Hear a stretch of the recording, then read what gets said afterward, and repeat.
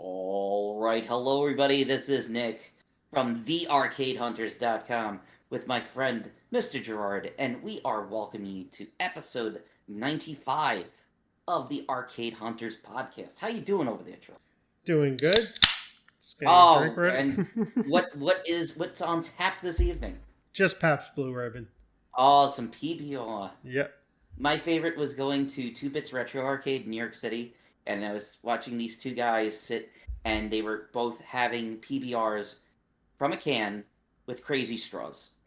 I was just like, okay, I've never seen anybody ever drink a beer with the freaking straw.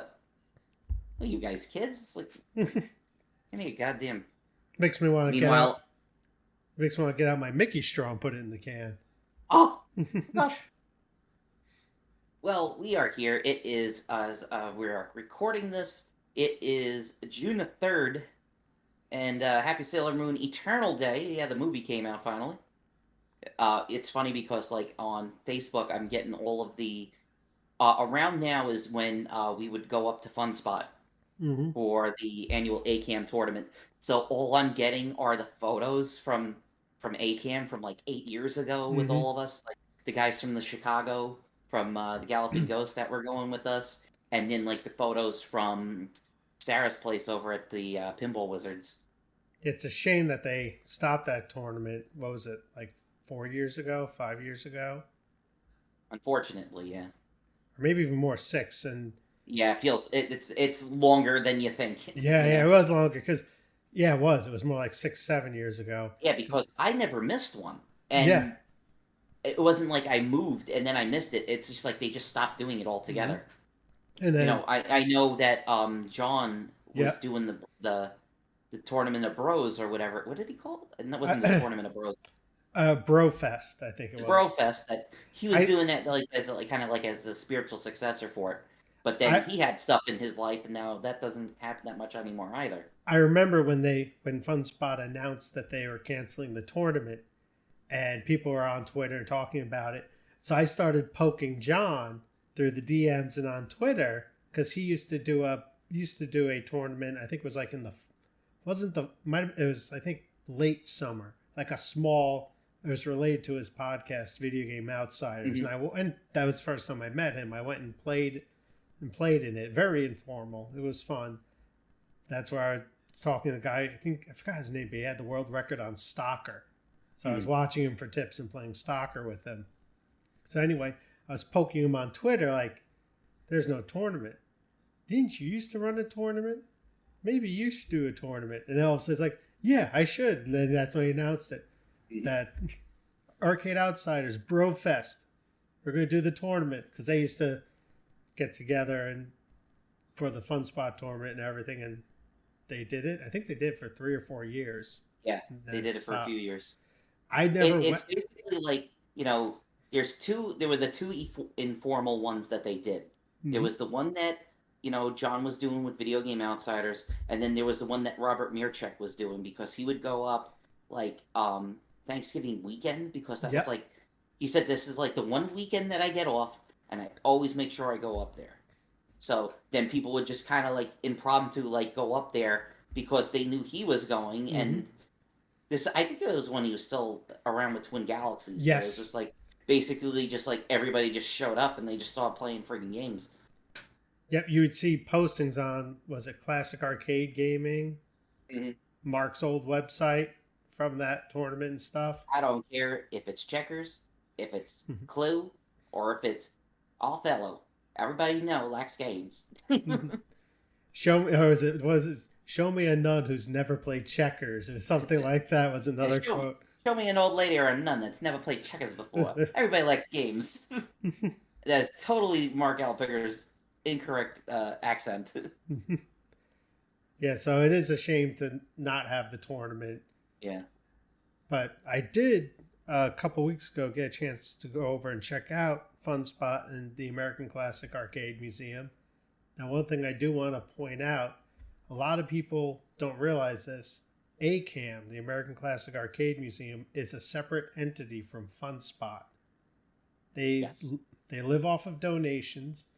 It it was the first video game interactive museum. Gary basically he showed me the binder. He basically created the blueprint that every other interactive museum has referred to when trying to become a nonprofit 501c, Mhm. and they're separate. That's why when you walk into ACAM, it has a even though it's on third floor, it has a slightly different feel from the rest of Fun Spot. You're not going to find redemption games. You're not going to find signs in front of it with political slogans and other stuff like that. It's just that's the museum. Mhm.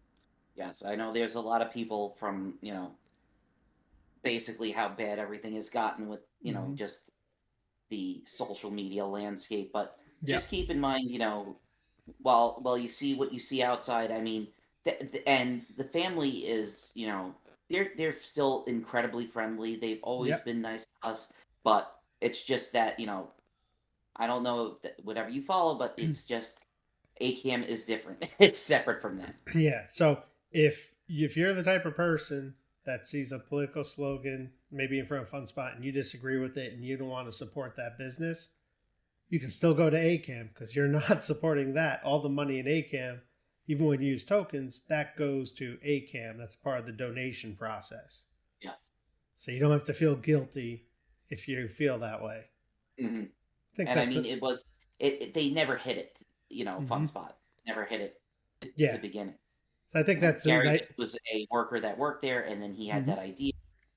Hey, we have all these games. Why don't we do something? Because they were starting that third floor, and they were like, "What are we Mm-hmm. gonna put on the third floor?" And he had that idea, like, "Hey, we have all these games, and this has never been done before. Why don't we Mm-hmm. make it into a And museum?" So and yeah, that it and for a while the museum was super big. It was small. Then so for since we've gone there, you used to first walk in the doors. There was really nothing to the right. There wasn't an area built above the bowling alley, and you went and it was a tight kind of walking hallway. Then it went to the left and opened up. Then they did an expansion where they widened that entrance by taking away, I think it was storage or closet space. So that whole row, when you see the videos and the pictures of the Bali Sente exhibit, that's a wall that they built in, taking away from storage space to add that expansion.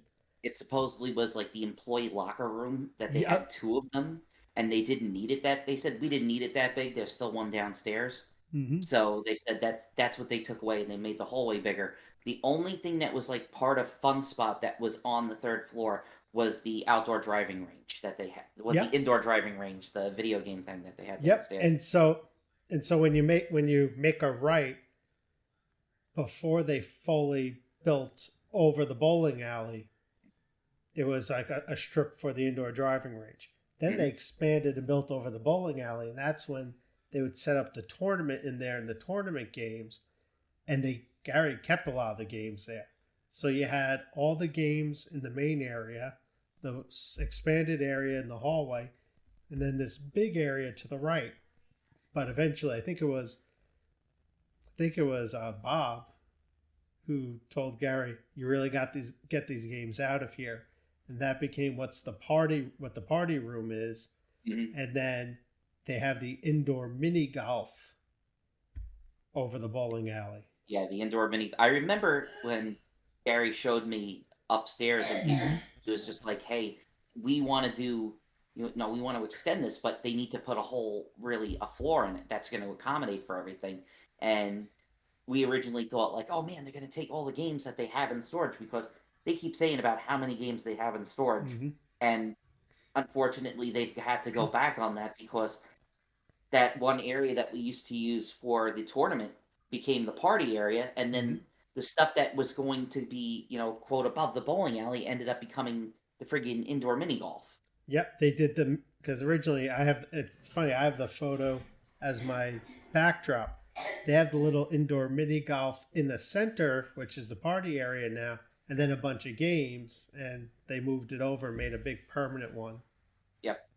And it was weird because they started the stuff from Fun Spot started creeping up into the third floor Yep. because all of a sudden like it started to be like friggin' like with the whole thing with ACAM, I don't know if they still do it now, is that every game has to be at least 20 years old Mm-hmm. in order to be up there. So Yep. that's why some of the 90s games started creeping upstairs. And like when Keith, well, who we actually have to talk about, donated the Neo Geo from the video up there. That's why the Neo Geo's allowed to be up there. Also Yep. because it's a donation, so it can be up there. And there's a It's just cra- like any, yeah, and there's a crazy taxi up there that was donated, and I yes. forgot who donated it. Someone said you have to have it, but It was like technically, JC had. I think it was, I don't know if JC was the one that did it, but I know he had the world record on it, and he wanted to have the world record at Fun Spot, so that's why they donated the Crazy Taxi. yeah, and technically it's supposed to be nothing newer than 1989. Yeah. So I don't know if they'll change it, but Mm-hmm. it's very different. Where you know, like you said, there's even though there's considered what we have some classic coin games and stuff like that, Mm-hmm. like redemption games. Those are only in that one spot on that Yep. top four. So remember, ACAM different than Fun Spot, and I understand because I just I can't stand it. I don't get involved with it. I Mm-hmm. try to be like most other places, but try not to. Yep. And so when I went there to visit, I got to see Gary and Akim. They really built up their Bally Sente exhibit. They Hmm. have these. I've been uploading photos. These really nice printouts of the advertisements. There's one. It looks like almost like a mansion. It's like a big house or something. And it's nighttime. There's one window that's lit, and there's a little message. I think it's text that says something like, "Nolan Bushnell is hard at work at the next big thing," or something like that, or has something big to show you. And then they have copies of the original Bally Sente newsletter blown up. They had two displays of some of the working documents hanging on the wall from the Trivial Pursuit game that Bally Sente did. And I finally got to play one of my new favorite arcade games, Snacks and Jackson. And they are going absolutely berserk for Snacks and Jackson on the Instagram. Oh my which god. which is You gotta funny. you gotta do a full video of that thing, man, Yeah, because people are asking. They want their Snacks and Jackson. I know. And what's funny is Episode 95, the people want the Snacks and Jackson. if I remember correctly, the clown, that character with the head that you play, I believe isn't he the bartender in Wreck-It Ralph? Not sure. I think he's like the one guy that he's the bartender in Wreck-It Ralph is Tapper, but then I Okay, think there's like a scene where there's a guy like shaking. yeah, shaker, a drink shaker. It's like a hobo clown. Yeah, it's like a hobo looking dude. Yeah, I think that's Snacks and Jackson. But I actually remember seeing that game as a kid. I don't know if I ever played it or not, because I remember that view. I used to mix it up with that. I think it's Atari Extermination game where you're the hand, and I think you're smacking That's flies. Gottlieb. That's Oh, Gottlieb. That's Gottlieb. Exterminator. Yeah. Yep, Exterminator. I used to mix the two up because it's the same isometric view. But as soon as I saw Snacks and Jackson, I was like, "Holy shit!" Yeah, And because the game that you're thinking of, Exterminator, that's the one yep. that the guy from where was he? He was all the way out in the freaking Hamptons. That guy had that. That was he was an exterminator by Mm-hmm. trade. He wanted that game, so he got the Exterminator. He said it took him forever to find that. That and he said like I asked him. I said it's gonna sound weird. Like okay, if you have the ability to like save like any game, like let's say this whole thing is gonna get hit by a comet. Mm-hmm. You gotta save only a few games, and he said that he would do Attack from the Planet, Escape from the Planet of Robot Monsters, and The Exterminator. So those were his favorites that he had to have. Mm-hmm. Yeah, so I played a lot of Snacks and Jackson. I also finally got to play Hat Trick, another Bally Sente game. I just put the video up on our Facebook.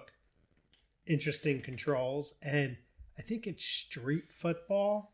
It's one.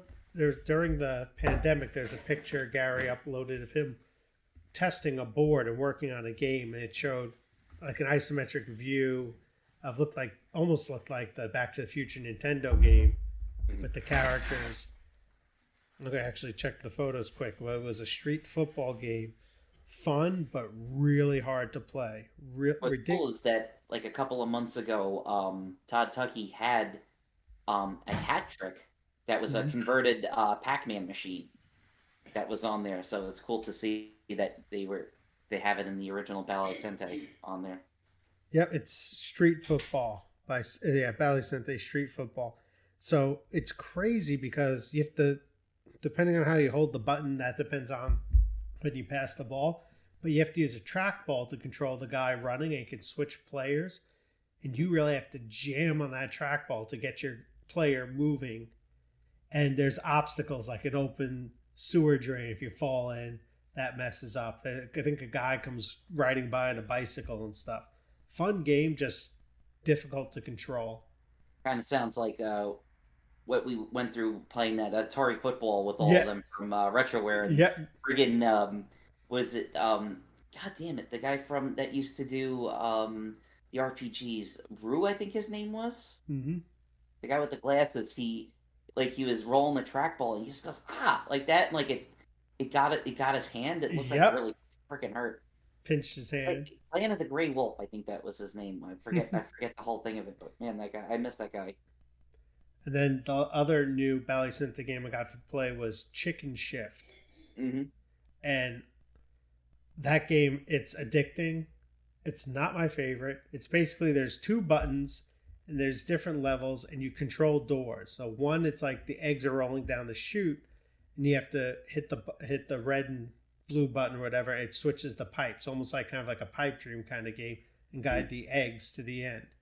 Then there's one where the eggs, just the legs are sticking out of the eggs, and you have to control doors to get them to the last shelf where they fly out. Then there's another stage, but it's more like a quick reflex puzzle game than like an action game, if you can call Snacks and Jackson an action Yeah, game. But Snacks and Jackson gets pretty intense. they love their Snacks and Jackson. I'm telling you, Hope they my are. I was gonna say I'm gonna upload the Chicken Shift video tomorrow, which is Friday the 4th. One thing to do, Gerard, look Mm-hmm.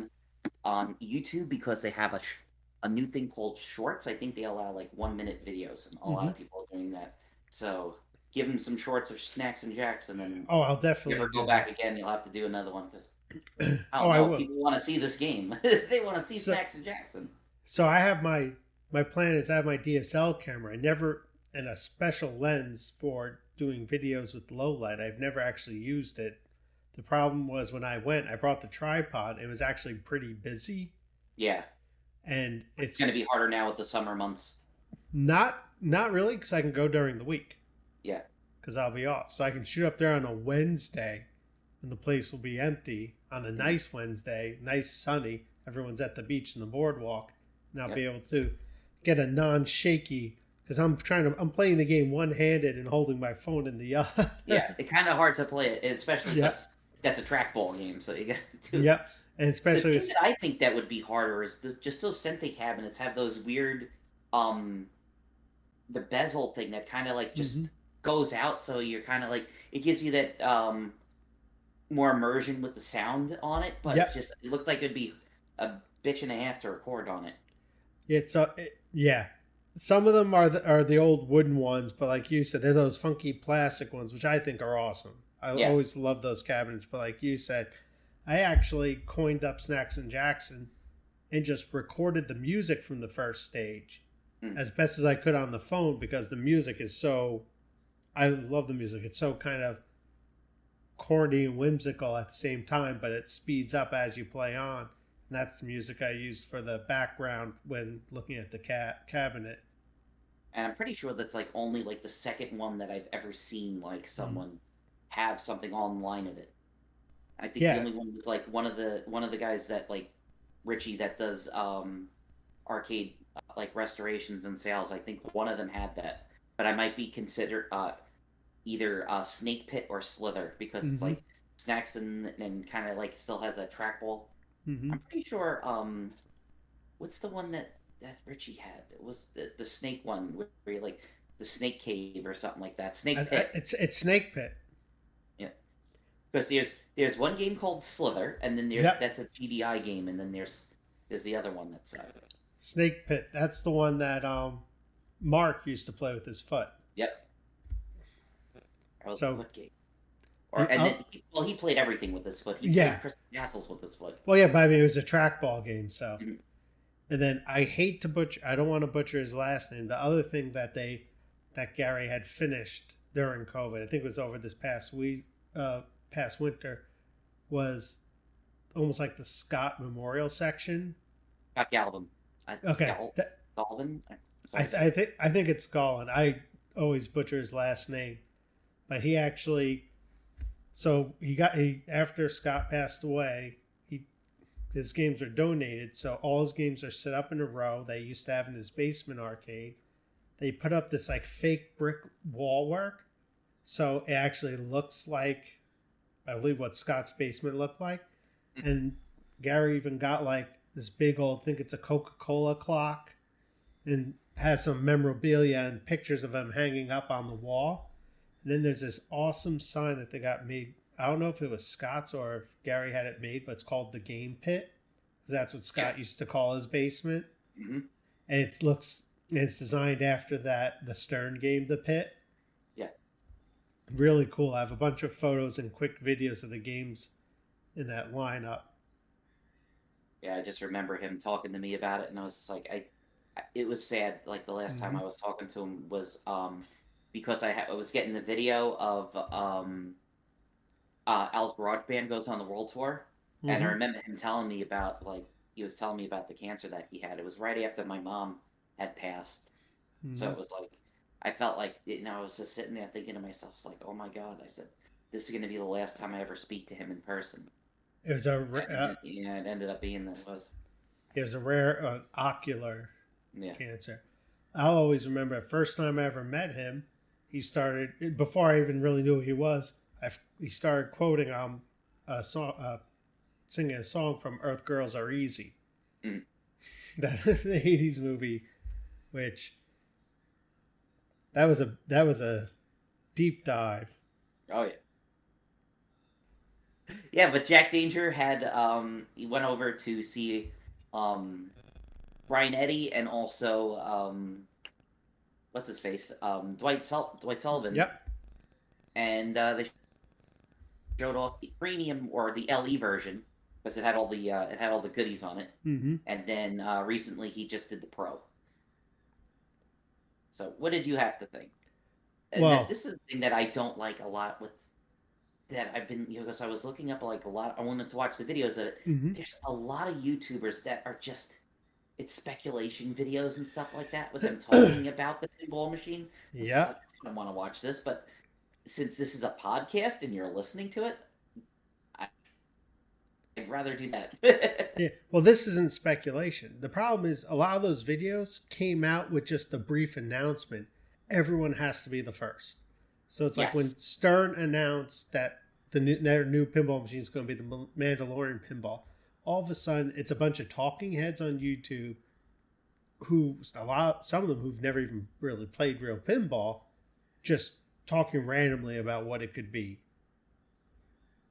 I couldn't take the I really don't care for the stream chat whenever Jack does a reveal, because it's just the same people just doing the same shit over and over again. And I'm not going to name names, but there was a couple of guys. I was like, dude, just shut the hell up. You're not funny. It's not going to make me listen to or go on to whatever you do. You know.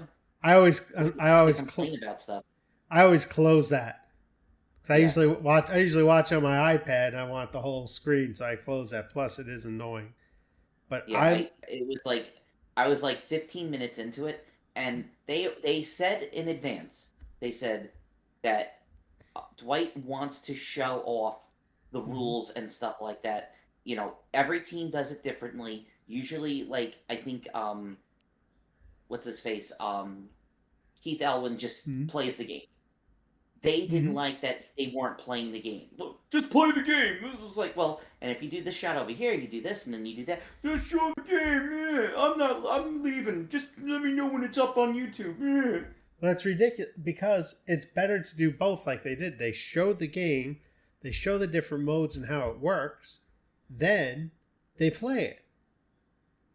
I don't know if you don't like them showing it off, just keep it on in the background, go make yourself a sandwich, and just check back Mm-hmm. later.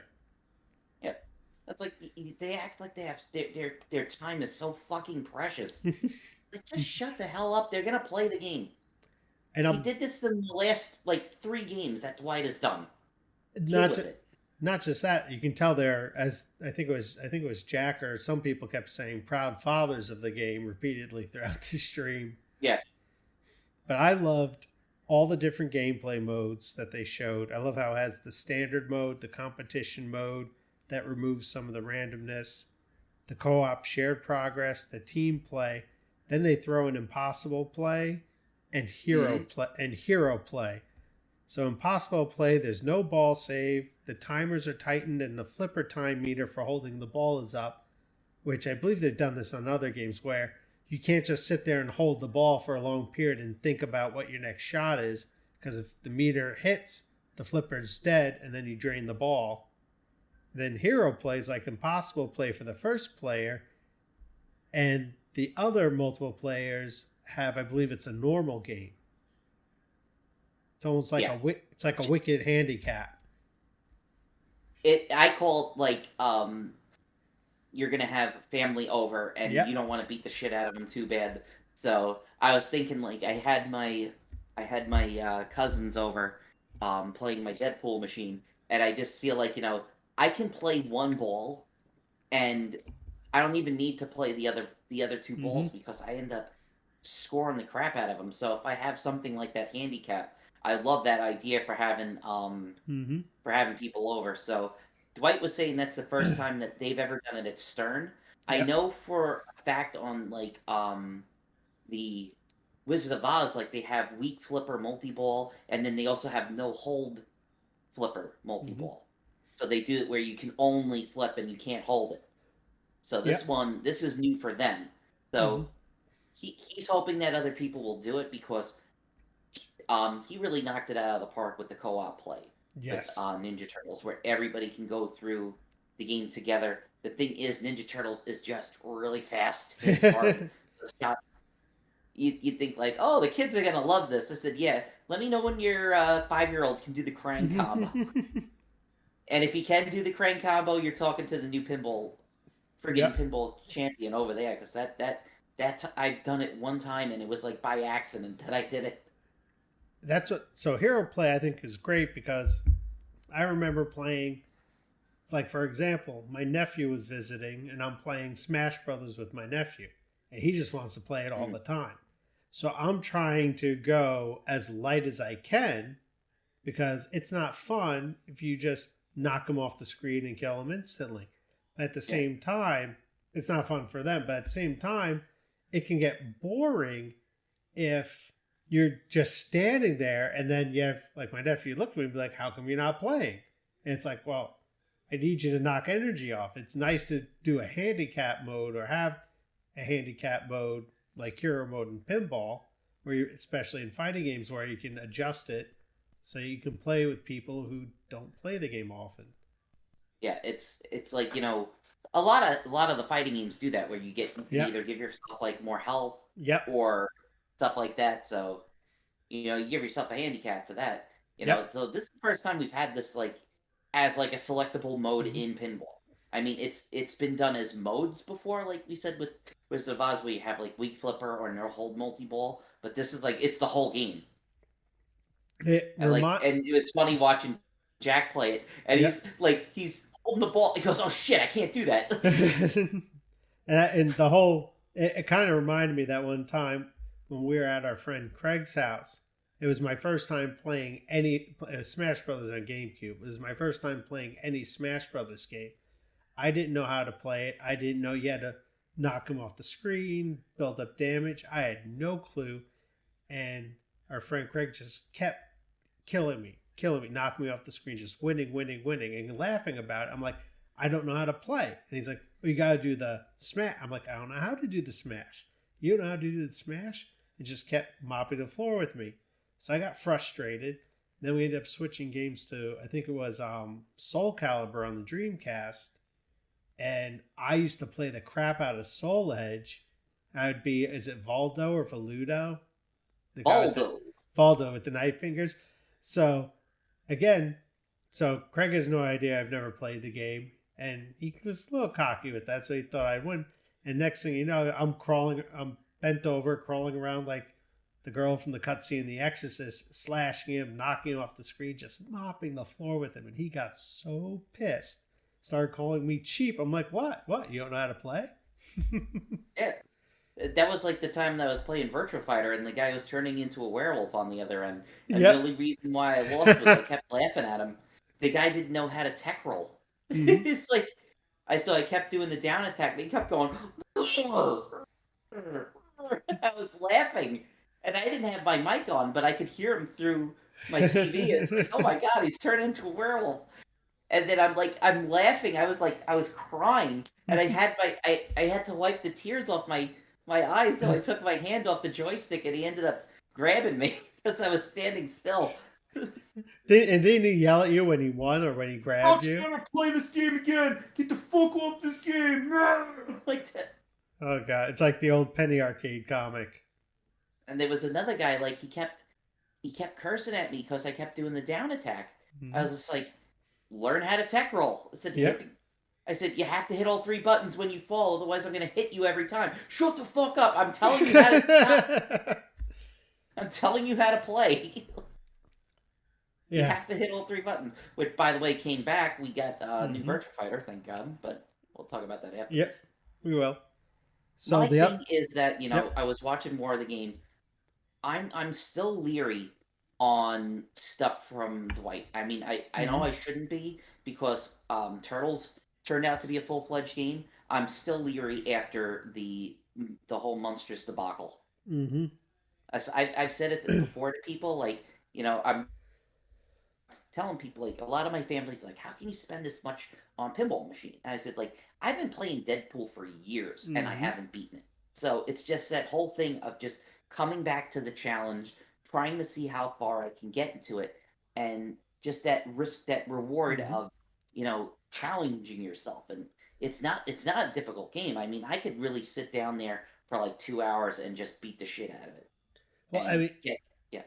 I was gonna say it's like any arcade game, any good arcade game, where it's easy to play, tough to master, and Mhm. you keep coming back to improve your score to get better, and because it's fun. Meanwhile, with the monsters, I love the layout. I love the Mm-hmm. theme. You know, it needed more from the IP. I still do not understand on God's green earth how they did not have any audio of Herman laughing. Mm-hmm. No, I was like, where is Herman laughing?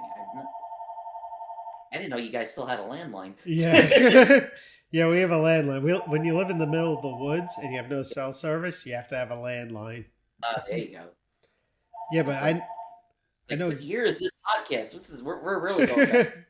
I know The thing exactly. with the monsters was that I'm playing it. It was when I first started working at Pinball Mm-hmm. Dudes, and I'm there on a Saturday, and it's like 11 in the morning, and no one comes in until like afternoon, and I sit there and I play a game of the monsters, and I beat it, Mm-hmm. and I'm like, this is like the sixth or seventh time I've played this game, and I've gotten to the wizard mode.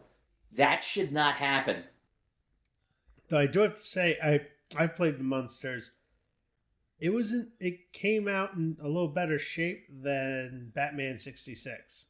Yes. That when that came out, there was nothing to do. There was But the paint. unfortunately, with the monsters, it never progressed. It was just like, That's oh, code's done. that's a shame. With Batman '66, I remember playing it. Just came out. Sarah had just gotten it at Pinball Wizards, and it was literally the penguin crane, and that was it. It Yep. was like over and over again. I'm like, this game's boring. And the worst part was they had the intro, they had the LCD screen, and they're showing all the different characters. They're even showing Vincent Price's character. Was it the Eggman, I think, or Egghead. Egghead? Yeah. It's like, I want that, I want that. And you go to play, it's like you hit the randomizer, it's like start Penguin Crane. I'm like, again? Is this the only freaking thing? It's that's why I keep saying to people, I just wish there was a way that you could go into the code of a pinball machine like Batman 66 and go to the version that you're talking about. Yep. Because now that's the thing that I've noticed with Lyman's last two games with Batman Mm-hmm. and also with Elvira, where the epitome of a slow burn. It's Mm-hmm. like some of the games they come out and it's like they're almost finished. Like there's not that much of a difference. And I hate to say that was Dwight's games. Like Ninja Turtles had a couple of things they added on, but Mm-hmm. Monsters there was like nothing they've added. There was nothing they added in. Meanwhile, with like the stuff that friggin' what's his face Keith Elwin did, Mm-hmm. they added on so much stuff to um to Avengers, Mm-hmm. especially Jurassic Park. I mean, it was funny. Like everybody thought they were done with Jurassic Park. He came out with another update, Mm-hmm. and it was the same with Iron Maiden. It's like here's another Mm-hmm. update, and I'll totally agree because it's just like it's with it's I think that's just Lyman. It just like it comes out with like a bare bones, and then he takes his sweet time. Mm-hmm. But if you can stick with it, it ends up becoming an amazing game because it was the same with Elvira, Yep. where it was like I can't believe they brought the game out like this, and they're charging people this premium price to Mm-hmm. this game because this is one of the special cornerstone games. And now when you play Elvira, it makes a it makes a movie trailer for all of the stuff that you've done in the game. Mm-hmm. And none of that was anywhere near it. I mean, they left in it was called photo mode, Mm-hmm. and it was only there so they could take photos of the machine for the it what they weren't supposed to keep it in there. People are like, what is this? I still Like need to put. the drop target didn't work Mm-hmm. properly on the Wild Women multi ball. Like it wouldn't drop, so half of the time the ball would get stuck behind it. And the funniest part, there was one of the guys that used to go to all the pinball dudes tournaments. The guy I forget his name. The guy was a schmuck, still is. He's on friggin' Facebook sending messages to Lyman, showing him the photo of the ball stuck. It's like, how can you do this? How can you release a game like this? I was going to spend money on this. I was just like, it just came out. Give him like Mhm. 5 minutes. That's nowhere near. That's ridiculous. That's nowhere near as bad as when I went to. I think is it Fun World in Nashua, New Hampshire, the place that had Yes. the Galaxian Theater game. Mm-hmm. Yep. I I went there. I stopped there. I was in the area. Went to play pinball. They had the Hobbit. It was so filthy dirty. You almost couldn't see through the glass. My ball got stuck on. I think it was one of the. There's like a troll. There's some type of pop up thing. Ball got Yeah, there's stuck four there. of them. Yeah, the ball got stuck there, not because the game was malfunctioning, but because no one cleaned it, Mm-hmm. and it was awful. It was like it was shortly. I think the game was only like 2 years old when I was playing it, and the whole playfield was just black. You can Ugh. tell no one did any maintenance. No one cleaned it at all. It was awful. People And always wonder, how the hell does a machine get that dirty? I said, look at it. you don't maintain it. The worst, I wish I had video of it, was the worst one that I ever played was the Pirates of the Caribbean Mm-hmm. Stern that was at the arcade in the what was it, the I'm trying to think of the name of it, Yacht and the Beach Club, because it was next to the Beaches and Cream. And I Mm-hmm. think they finally got rid of the arcade. I think they Yeah, they extended did. Beaches and Cream and made it into a full restaurant now instead of just Mm-hmm. that small little corner place. But Didn't that it used to was be? funny. Didn't that used to be Ample Hills? No, no, no, no. I know, I Ample know. Hills. I I Ample just Hills was at the. I missed that, man. They I closed know. because of the pandemic. I just wanted to say that name, Ample Hills Ice Cream, because it just sounds so dirty. What's the what was the name of the one in Time Splitters? What was her name? Ample Sally? Was that Yeah, the one? yeah. She looked like Laura Croft from Tomb Raider. Like they turned the chest option to up to like 700 on it. Like I remember that was a game that we used to play way too much. Yep. And there might be a new one coming out in a few Let's years. hope. Let's hope. Same thing. Yeah. Like we're getting into our E3. Um, because it's June, so hoping for gamer Christmas. Like here comes the Switch Pro. Well, let's save the E3 talk for the next episode. Yeah. Just so we got our Mandalorian. Oh no, we're not Was done yet. I oh yeah. wanted to ask you. So there's a couple things that popped up. I mean, I took notes, so I want to cover the notes. Yeah. So one of the things I liked, I love the orbitals in the open play field. It looked like you can get a nice flow going in that game. Oh yeah, they showed from what Jack was getting on the Mm-hmm. Pro. Now the Pro doesn't have the slam ramp that comes down and it Yep. feeds and goes back to the left ramp. It's more of a horseshoe ramp. Mm-hmm. It doesn't look like it's missing that much from No, it. and I do miss. I'm probably gonna miss the moving playfield though. so I like the moving playfield, but I also like that there's still a playfield there. It's just one flipper, so you still have Mhm. access. It's not like it's omitted completely. It's not like Game of Thrones where there's a whole other level to the freaking Yeah. game. Now, did you hear about what the Pro does differently What? for the mini playfield? So Oh, how what it it does tilts different. Yeah. as it Well, gets harder. It tilts up more. no. Uh, That's on the premium. So okay. when you're on the premium, the playfield moves, so it gets Yep. harder. So you can't do that on the Pro Mm-hmm. because it's part of the playfield. They said it's Yep. flat. So what they did was you'll notice by the flipper it has levels on it, one, two, and Mm-hmm. three. So they said what they did is they made the coil strength on the flipper weak when you first get in there so you Mm-hmm. can bat it around. And the higher you go, it starts putting up the flipper coil strength. So they said if you get up all the way to number three, it's banging the ball really hard and it That's comes awesome. screaming back at you. So they That. figured, okay, how are we going to do Mm-hmm. this mini playfield without this thing with it moving? And they came up with that idea. I think that's a great idea. That's a great idea because it doesn't feel like you're playing a game missing an element Yeah, when you get to the more. it's because More I'm debating like if I like this game, mm-hmm. will it be the second game in my row? And I really love the premium with the art with it Mm-hmm. has him shooting the whistling birds, the little mini Yep.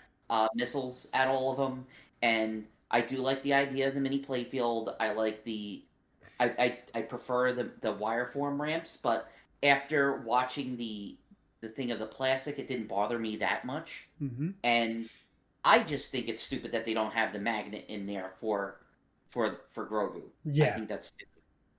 I think they definitely could have had the magnet in there, but Yeah. I agree. Now I have a question.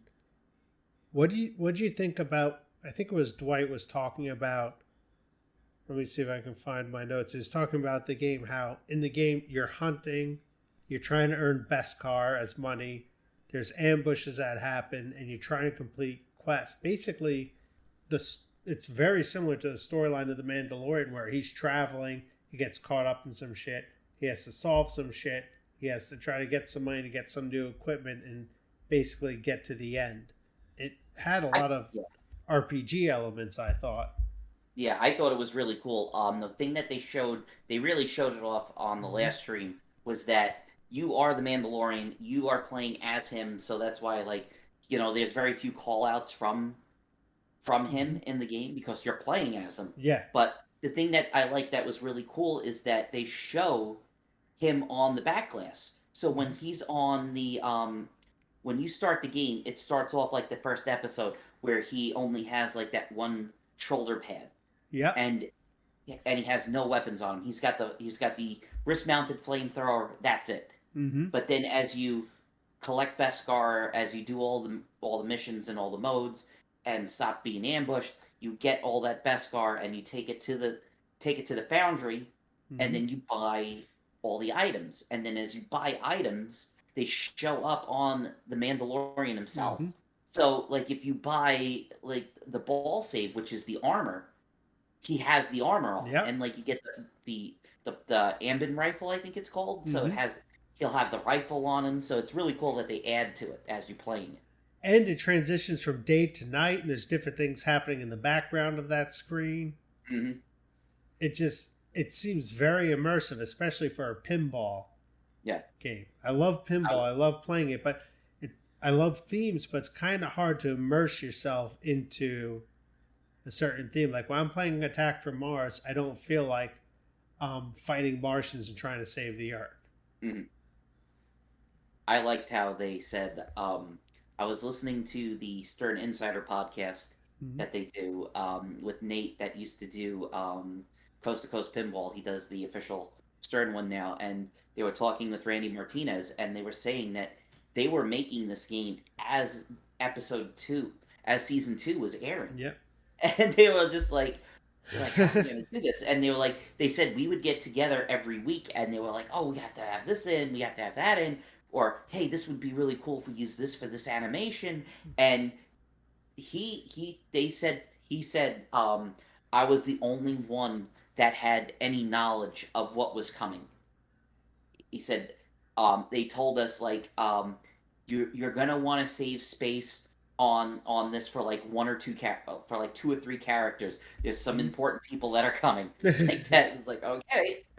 So it ended up being, spoiler alert for Mandalorian season two. It ended up being Boba Fett and Yep. Boba Fett, Ahsoka, and Luke Skywalker Yep. on it. So like, yeah, you're gonna want to leave some space for these guys.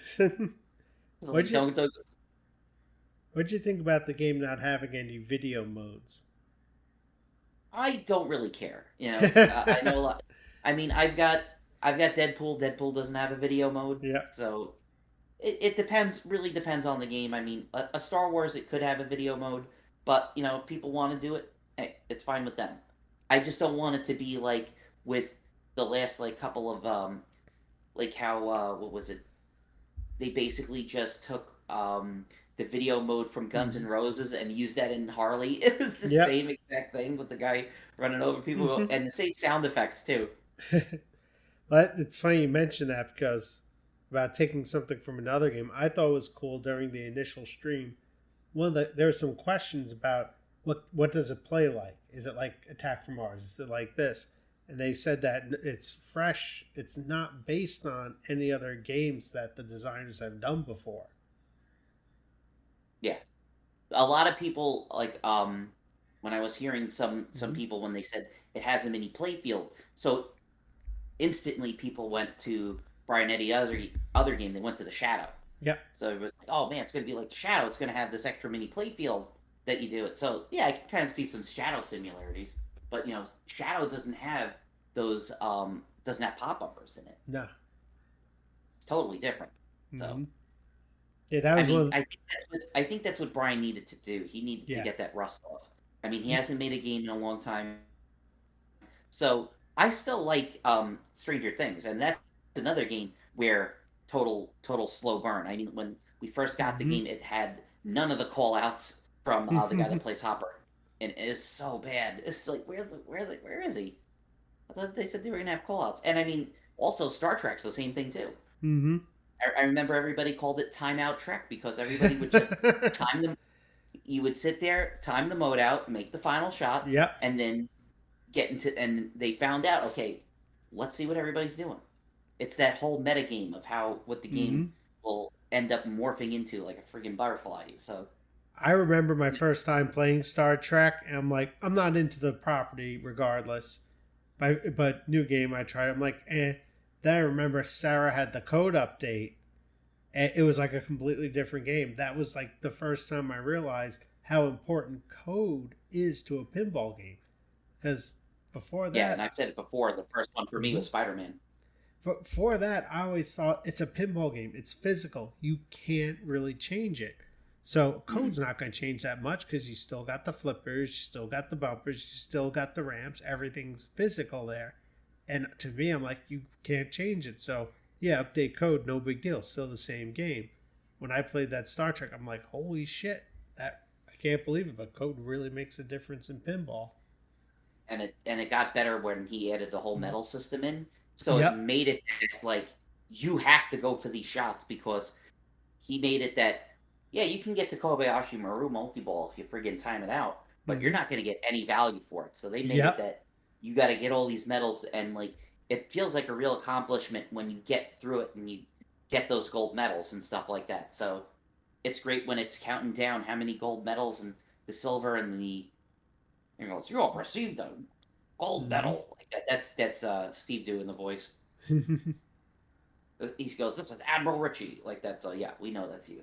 So I think that covers Mandalorian. It looks, from what I was told, it should be out in a few weeks. Mm-hmm. I was talking to our friends over at the Little Shop of Games, and they said that they should have it in a few weeks. Um, Also, one of the things that they're doing, you know, due to COVID, they were not able to do launch parties Mm-hmm. for the last 4 games. So, Stranger Things, Teenage Mutant Ninja Turtles, Avengers, Led Zeppelin, and now Mm-hmm. Mandalorian. So they're talking about getting ready to do launch parties. So Awesome. a couple of places have been announced. There might be more by the time you listen to this recording. So make sure you check your local pinball distributors, places where you go play pinball. They have to make sure they have the game to begin with. So Yeah. you know, there you go. Because it So said Little Shop of Games, and I asked him. I said, "Hey, what's the plans?" And he goes, "Stern just put out a blanket announcement. They said we're working on it, but we will be doing tournaments." And he said, "I will let you know." So it'll be nice to get back into the swing of things. perfect. So I think this is a perfect time for a quick commercial break. Atari introduces the Woman of the Year, Ms. Pac-Man. With a style of entertainment that Pac-Man never knew, an endless supply of floating goodies, oranges, pretzels, 4 different screens, each with different exits and entrances, and the green screen so difficult to reach, you may never see it again.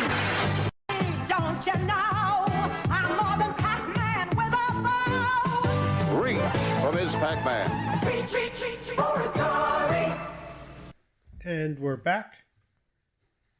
We used to do I this. just now I want to turn it on to see what commercial you're gonna use because we used to have all those Yep. audio commercials that we used to use for Pixel Pill when we did it. It's like, what's he gonna put in it?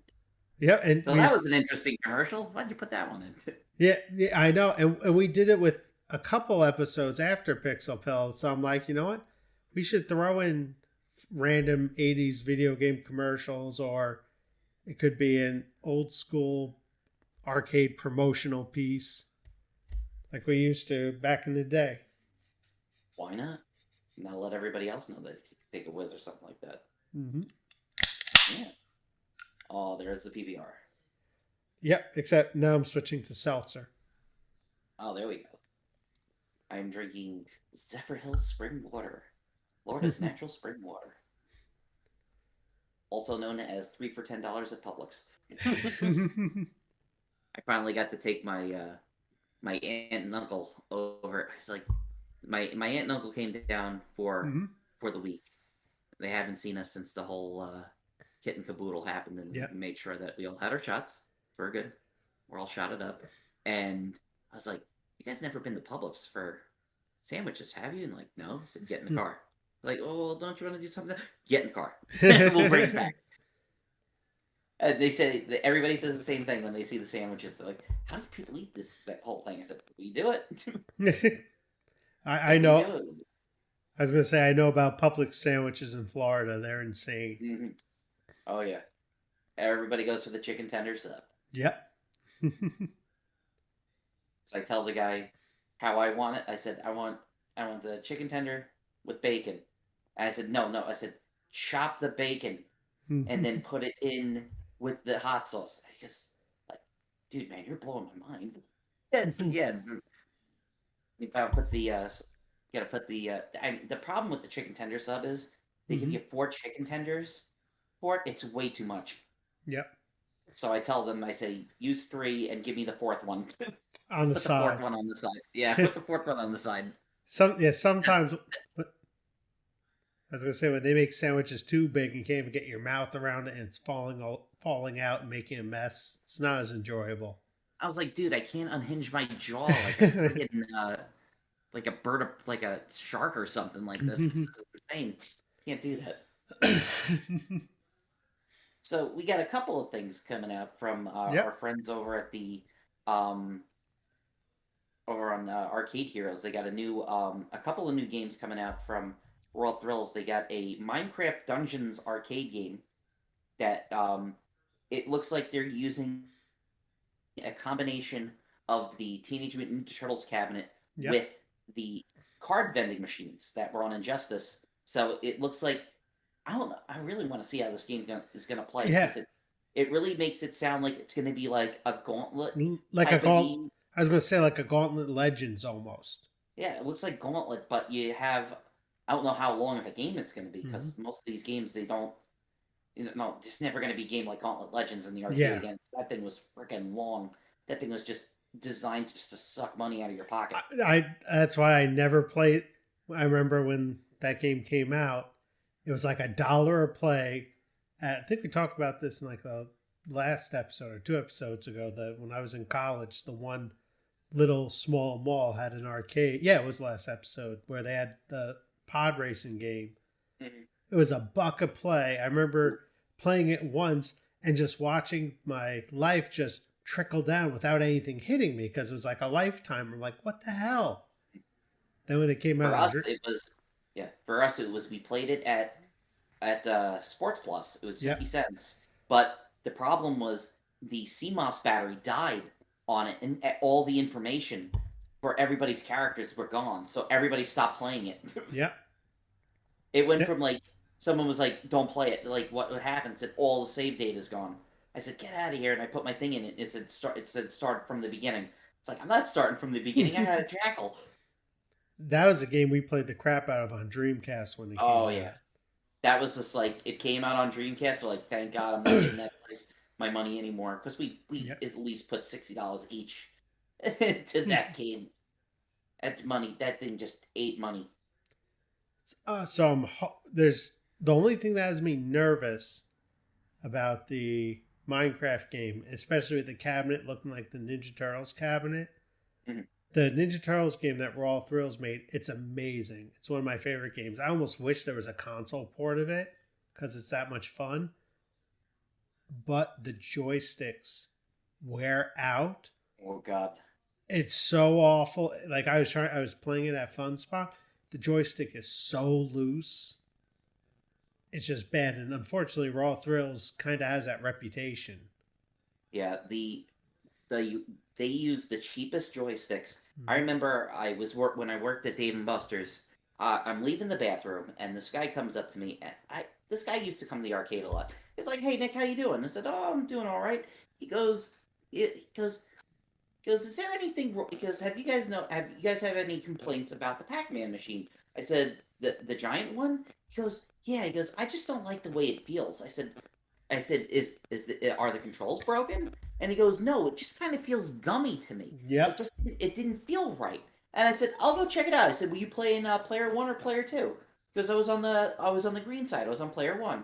I said, "Okay." So I went over there and I put a credit in there and I put Pac-Man on and I'm standing there and I'm just like, "No, it's because they put an 8-way joystick in a 4-way game." And it's like there is so much dead zone. So you're trying to tell him to go up, and you're getting like up left or up right, and he's not moving. And I'm just like, nope, there's nothing wrong with the controller. And I've actually looked from the bottom to see it, and like, yeah, it's still on an 8-way gate. Yep. And I asked the manager about it. Said, "Can we just put a 4-way gate in it?" And they said they won't let us do it. Yep. Because then, that's considering like they're tinkering around with it. You're modifying it. I said, "You can't play it. It's just so bad." It's funny. It's I was going to say, it's funny you mentioned that. When I got the Pac-Man Pixel Bash Chill, the one holdout I had on was I need a 4-way joystick, not an 8-way. Mm-hmm. Even though there's some 8-way games, the main games I want to play are 4-way games like Pac-Man. Yeah, exactly. And it is a 4-way joystick. I'm like, thank God. Unfortunately, games like whatchamacallit, Bosconian and Dragon Spirit. Yep. You can't play them at all because there's no 8-way, but I'm comfortable with that. I'd rather be able to play Pac-Man. Yeah, there was one guy that was talking about one of the Namco plug and plays. Mm-hmm. He was saying about how like Bosconian doesn't have that it came bundled with when the plug and play came out. It only has a 4-way gate, and you can't do diagonals on it. But he opened it up and he did something to it, and he tricked the joystick, and it was able to do an 8-way. Like, oh shit. Yes, that's one of the things. Whenever my joystick dies, I might look at seeing they make some switching joysticks Mhm. where you like pick it up and turn it, Yeah. and it changes the gate. They can be kind of, I've heard they're okay, not great. They can be a little pricey, but I might consider replacing the joystick if I can in the cabinet I have with a switching joystick to go from 4-way to 8-way. Yeah. But Because yes, it definitely makes a difference. It was the same thing with playing Mhm. Championship Edition Yep. and also Pac-Man 99 on Switch. Because you don't Mhm. have that, you have that dead zone, and it's like it doesn't move right. Well, it's like trying to play like Donkey Kong with Mhm. like an 8-way joystick. I remember I had an 8-way joystick for a MAME setup, and I'm not hitting it dead on, so I'm hitting some angles, and he's not going up the ladder. I'm like, what the hell? Yeah. That's why it's hard for me to get excited about any time I go any place and I see one of the cheap friggin' multicade Yep. units that's like built inside of like an old Pac-Man machine. Yep. Because I know the person that built this just put whatever joystick they had in Mhm. it, and it's always an 8-way gate, and Yep. you're trying to play a game that only goes in 4, and it's not going to play right. Yep. And so that and the quality of joysticks, that's my biggest concern with the new Minecraft Dungeons game, because it'll be great when it first comes out, but after a while, like even Ninja Turtles, it's an 8-way game, but the joystick is so Mm-hmm. loose. It takes away so much. That's like, it's just the fact that they're just using like the inferior products, but then they just Mm. get the shit beat out of them. Because I still remember like the Dave and Buster's got that the Marvel Conquest of Champions game, Yep. and it has a joystick in it, but it's only used to block. You basically it's still the same as friggin' Injustice was. Mhm. Because while Injustice still rakes in the cash because all the kids are collecting the cards, they said, "Oh, needed to make it look like more like if it was a fighting game." Instead of just tapping buttons. I said, yeah, but the friggin' I said, so all the friggin' joystick does is you're just pushing back to block it towards to do something different, but it's still Mhm. the same game. It's like this is not what I wanted at all. I thought it was gonna be a real game. I said, no, this isn't a real game. It's just used so you can collect cards. So So we that, got that. Yeah. yep. What's next? I'm trying to think. What else you got? Oh, I thought you said multiple games. That's the only one I remember Yeah, reading about. Minecraft Dungeons. Yep. What was it? Blazing Chrome. That he got on. Adam, our friend Adam, got on. The X Arcadia X Arcadia. came Yep. out. It I looked like. looked. I was contemplating before I picked up the Pixel Bash Chill. After I sold off, I did a big purge, sold off like my whole arcade collection and stuff to get that. I was contemplating getting an X Arcadia Mhm. until I saw the cost of the games. But the big turnoff was the super gun I had would not work with my TV through RGB Yeah, and through like other. It only worked through composite and S video, so it's like screw it, not worth the hassle.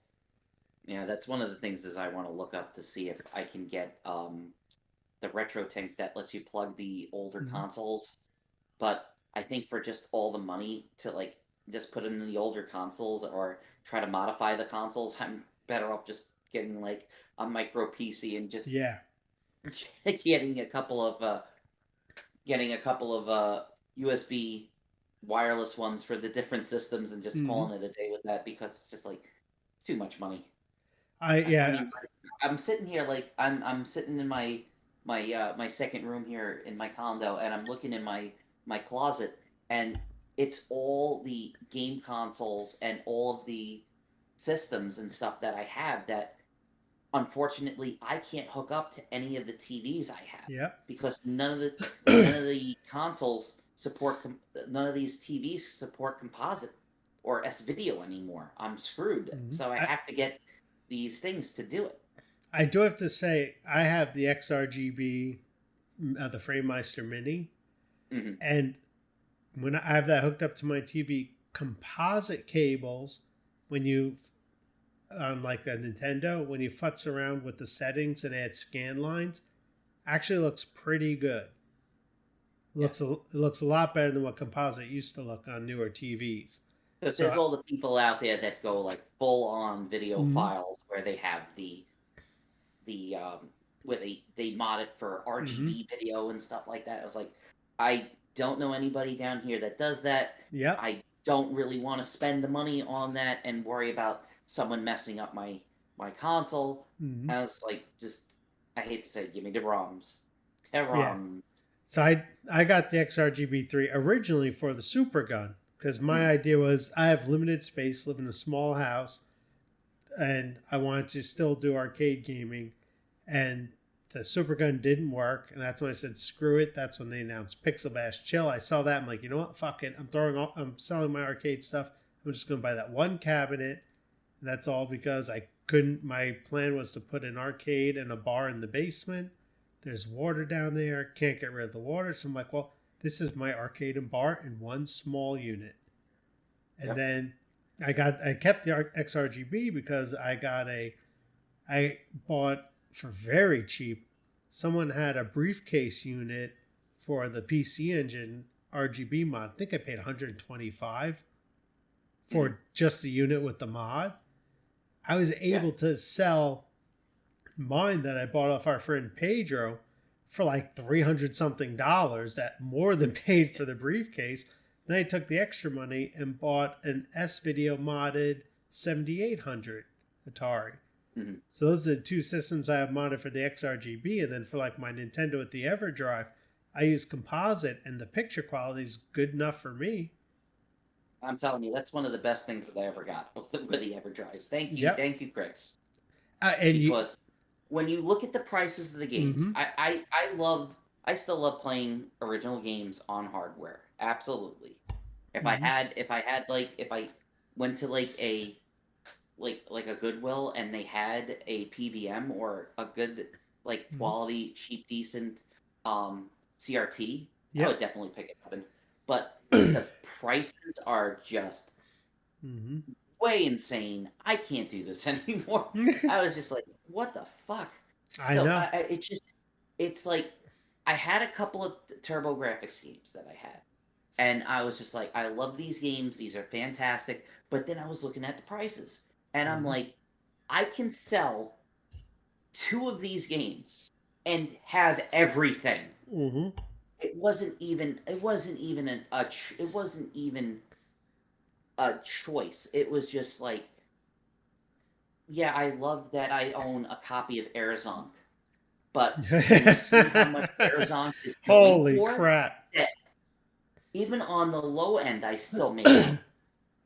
Like I only kept a few games. I kept Legendary Axe, Alien Crush, and Blazing Lasers.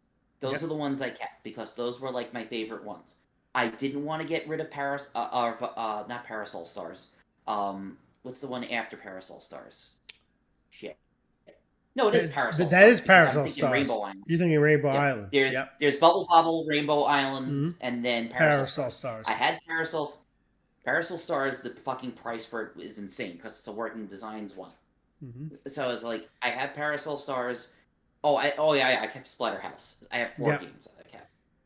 But I was just like, I'm going to sell these games, have money left over, and then I'm going to have the entire library, including the friggin' super graphics. Well, so yeah, but did you hear what he's doing now? I don't know if he was able. The CD games. He's trying to make it like the like the Genesis one. He's trying to make it that you don't even need the CD player anymore. Yep. which is fantastic because, you know, the stuff is getting older. Oh my You're getting God. from the failure. I Sorry if had. I sounded weird. I was going to put a light on. I was gonna say I had like 3 of those freaking CD-ROM drives. So Yeah. I had the original. I sent it to Windy Gaming. They repaired it for me. I bought one off of eBay that was completely reshopped, and I had I had an old one that came in when I bought the second briefcase unit. So I sold the one with the old one. I still have the 2, so I have to have a backup because when that gear dies or when the CD drive dies, I have the backup and I have to send it out for repairs. It is such finicky just software, and CDs are not made to last forever. Also, R.I.P. with Windy Gaming. Oh really? Yeah, I'm pretty sure they closed up a few years ago. They were great guys. Yeah, must have been fairly recently. I'm losing track of Or if you're still around, I'm sorry. I'm gonna check that out because they used to do repairs and stuff, and they got out of that and started selling super guns and controllers. Yeah. Oh, are they still around? Made in Chicago. No, they left. They left in 2019. Okay. Yeah, their Facebook just came up. Yeah, they put all their eggs into their ATP 300 super gun, which was a nice super gun. The price was right, but the problem was it did not work with my TV, any of my TVs in the house, and the last thing I was going to do was buy a new TV. Yeah. But they did really good, so I got it. It wouldn't work. I contacted them. They tested one and sent it to me with a return box for the old one, and that one still didn't work. And it's like, at that point, it's all my TVs in the house, so I just sold it. Yeah. And the thing is, it's just so. I know the retro tank. People are going crazy about the new one. It's still like $400 for it. It's like $300, and you get what you put into it. And the thing is, I don't want to convert all my old systems. Yeah. So I'm better off just getting like a micro PC that just does all the games in one. I mean, I watch one of the YouTubers I watch is ETA Prime, and it's insane when he doesn't even bother covering the systems that I care about because he says, yeah, it's already going to run it. Like, yeah, it's going to run the Neo Geo. Why wouldn't it run the Neo Geo? Here's it playing Marvel vs. Capcom 2. I was like, now you're telling me I don't even need my Dreamcast anymore. This is insane. It's like the only systems that I still need are my, and they're doing PS2 emulation. Yeah.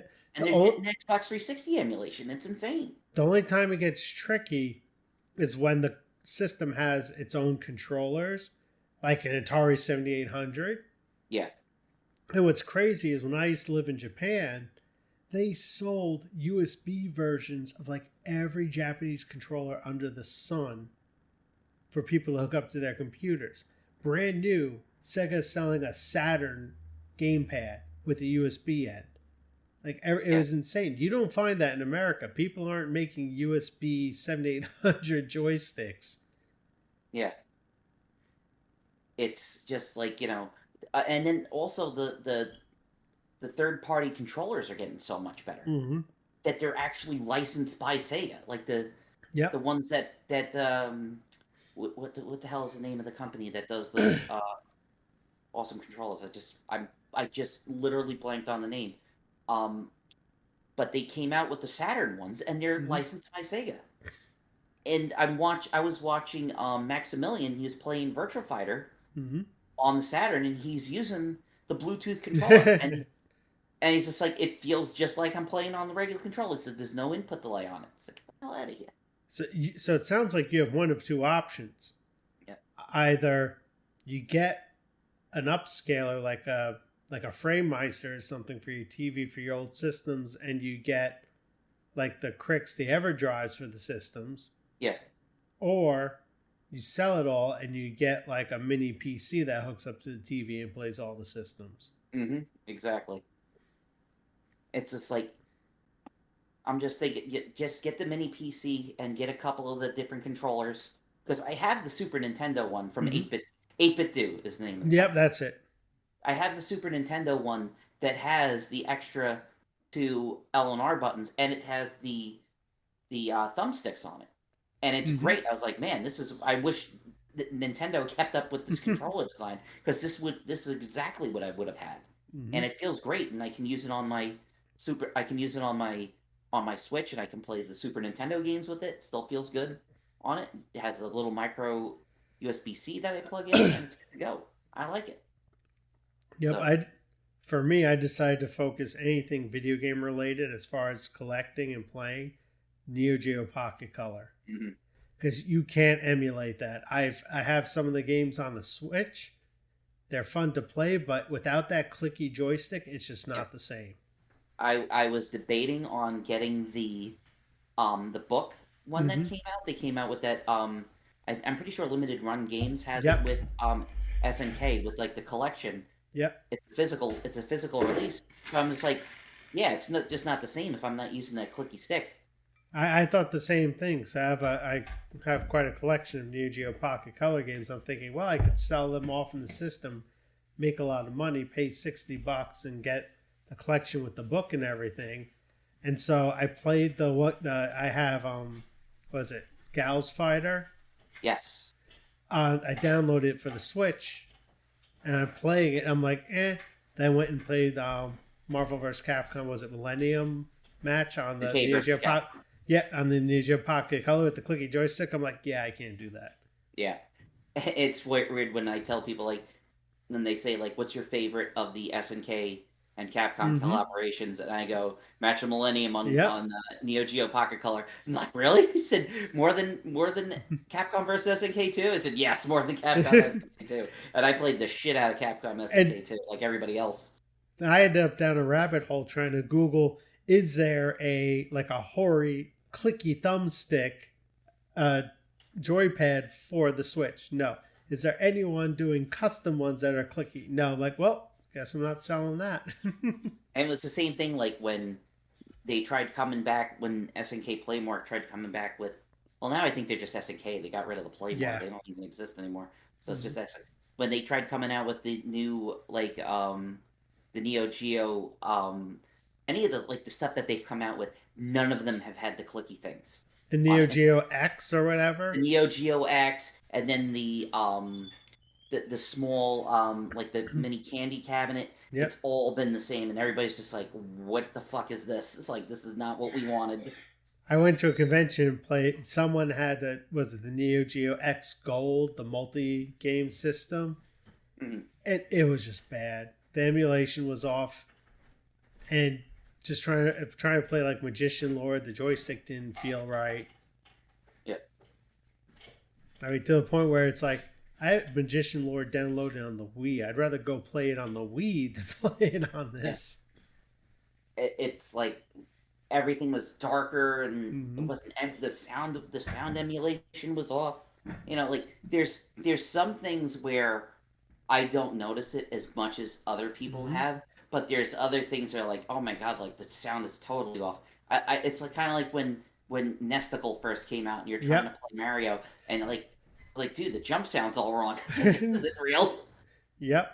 It's playing at like the same speed, but yeah, man, these sounds are all off. It just takes me out of it. And that's what it was with that Neo Geo console multi-system, because I'm sitting there, I'm like, this isn't what I remember playing at whatchamacallit, the Ground Round. I'm destined just to die. Thank you. Thank you, Galagese. I made him in City of Heroes. No one knew what the reference was. And I was just I had it set up as macros so he would say the different shit. What improduced you, human being? Face your trial, by God. What does that mean? Well, talk about coming around full circle. I don't think anyone listening to this even knows what City of Heroes is. Oh, yeah. There you go. Hey, there's a couple of folks that brought it back. They have a Discord channel. Awesome. Yeah, so you can play it for free. And there's a lot of quality of life things. You automatically get all the travel powers right off the bat. It's like, whoa, I'm level 1 and I can fly? This is fucking awesome. Let's go. What was But I don't the have the time to jump back into the game like that anymore. no? What As much was as the? I want to get PSO2, Mm-hmm. that's coming. Phantasy Star Online 2, New Yep. Genesis, the new one. I was just like, yeah, I don't have time for those games anymore. The same I thing like with watching people play Monster Hunter. I was like, I don't mhm. have time for these games anymore. I still occasionally dip my toes into World of Warcraft off and on.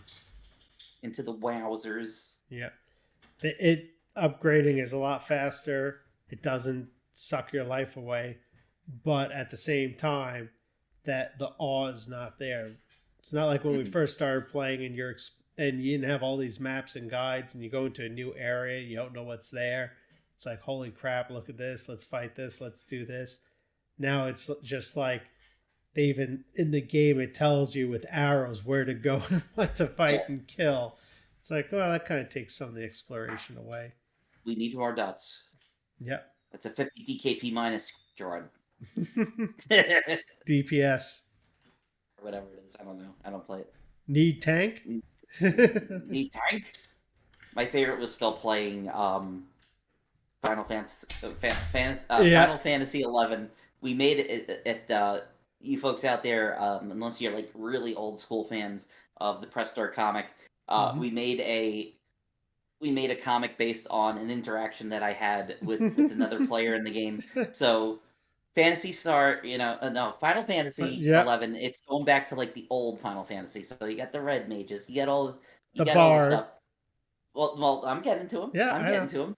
So I played with a couple of bards in the team, and I was like, wow, these guys are great. The characters are attacking faster. We're healing life better, and what they did with the game was you could have a subclass. So the one guy, he was like a healer. He kept his white mage form, and he was still a bard, so he was able to heal us and do.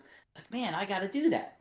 So I'm finally learning how to play the game, and I unlocked the bard, and there's this one place that everybody would go to grind, and I'm sitting in there, and I go level made a bard / white mage looking for a team, and this guy comes up to me, and he's a new player because he's just a warrior, and he looks at me and goes, "What's a bard?"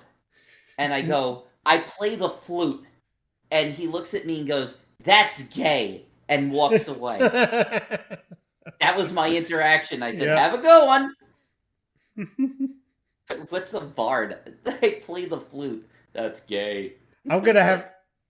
I was gonna say I'm gonna have to dig out my old MacBook, and I believe before our old comic press start, the site I knew the site was gonna go down because we were starting to disperse. Our last comic we did was the Dead Mr. Wizard comic, which I still think is one of our best, but I don't think many people got it.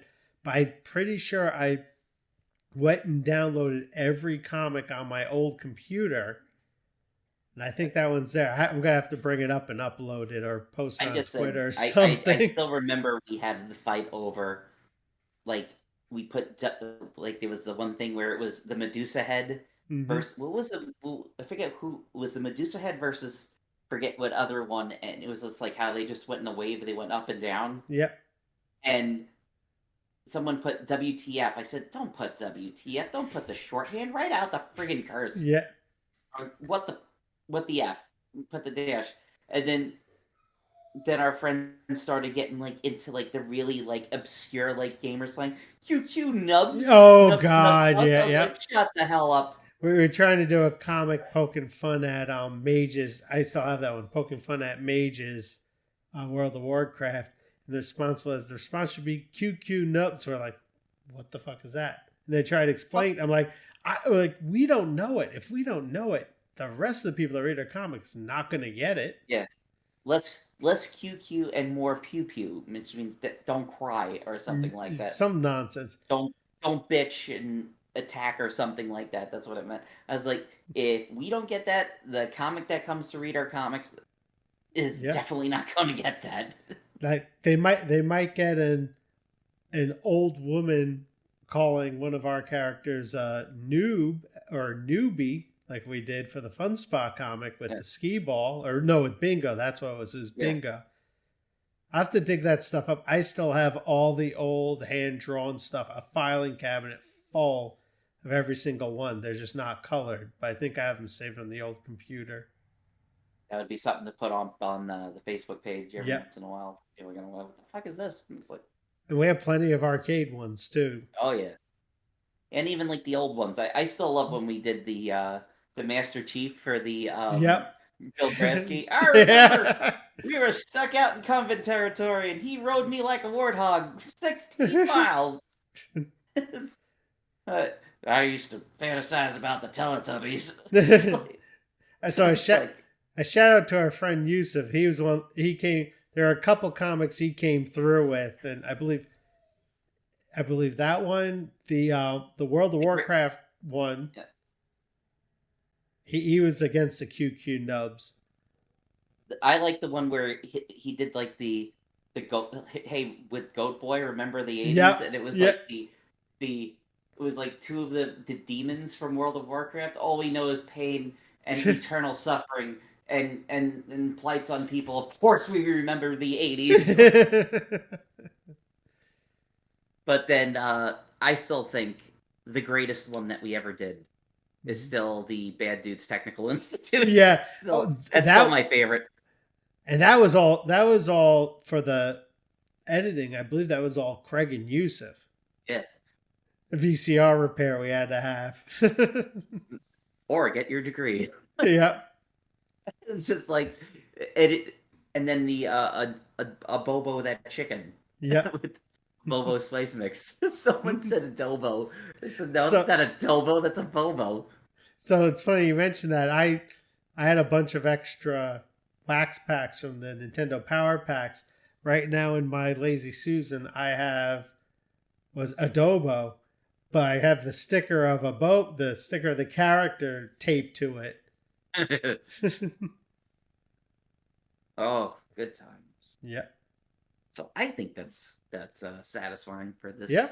95 episode of the Arcade Hunters. Yep. And So- you can, I was just going to say, you can listen to it full on iTunes. It'll be uploaded on YouTube full. And because we did a good job spacing out segments, I'll cut it up and put it on YouTube as well. The Star Wars one I didn't cut up because it was way too hard. It'd be like a bunch of 5-minute segments or Yeah. 3-minute segments. Because we talk about a lot of fucking games. Yep. We always have a lot to talk about. on the Yes, we Arcade do. Hunters. You know that.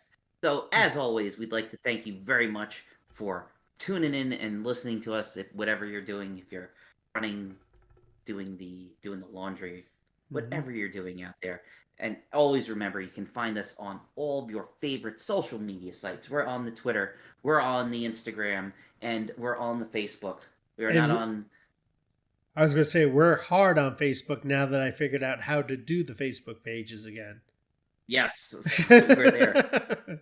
It's still, I can't figure out how to get the I still can't figure out how to get off the my account, because every time I try to post off of Instagram, it tries to post to my personal Facebook page. I was like, no, that's not what I want. Can it post here? And I still can't figure out how to do it. Well, so every time I go to post to Instagram, it pops up with your name highlighted. I just click the button to unhighlight it. Yeah. Yeah, for the longest time, we did cross-posting with Facebook pages and stuff, and with all the political nonsense, I deleted Facebook. Not my profile, I just deleted Facebook from my phone because I was sick and tired of reading the back and forth with my family. And then I'm like, then I got into collecting wrestling figures and Matt Cardona's podcast. So I'm like, I'll download it, join the group. And I'm like, wait a minute. They updated. I could do pages without it connecting to my account. This is easy. So, a lot more You have to posts. scratch that figure itch. Oh, always got to scratch that figure itch. Oh, baby. Want those little Macho Men, little PVC vinyls that they were showing off. Those look cool. The micro buddies. Yes, but I want to get the one that actually there's one of the new Macho Men figures comes with a hand that's holding a coffee creamer cup. I was just like, you fucking assholes. I was like, now I have to get this thing. I've been. We could do a spin-off podcast on wrestling because my life Here's is. Richie the Dragon Steamboat's cup of coffee. Cup of coffee in the big time. Yeah. I've been. My goal is I've been selling off the rest of a lot of my other collection stuff. My goal is to collect Money Inc. related stuff.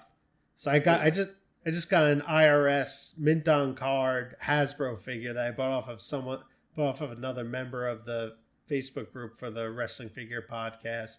I've been trying to get other stuff. That, and I've been obsessed with AEW. I got the ringside exclusive of Jericho that comes in a little bit of a bubbly a champagne bottle casing and everything. With the table it has a little ice bucket for the champagne and solo cups, and then like a little platter. So I just dived completely full in on AEW. All deep. Yep. All right, folks. So make sure you check us out all over your favorite social media sites. And I'm going to try posting something. We'll try to do I feel like doing a Q&A. We haven't done a Q&A in a long time. Yep. So hopefully we'll reach out on the Twitters, and we'll reach out on it's funny. We got to reach out on the YouTube. We always got more back at us from YouTube. Yeah, it's weird. It's like more people answer us on YouTube back, and it's not just the Fritz the Cat's comments that I get on the Saber Sports video. But like I've said before, I asked my Uncle Steven if he remembers it. He does not. I asked my Uncle George when he visited last week. He laughed hysterically, as well did my aunt. And he goes, I don't remember that, but that sounds like something my mother would have done. All right, folks. Thank you so much for tuning into episode 95 of the Arcade Hunters podcast. And we will talk to you guys all later. Take care. See ya.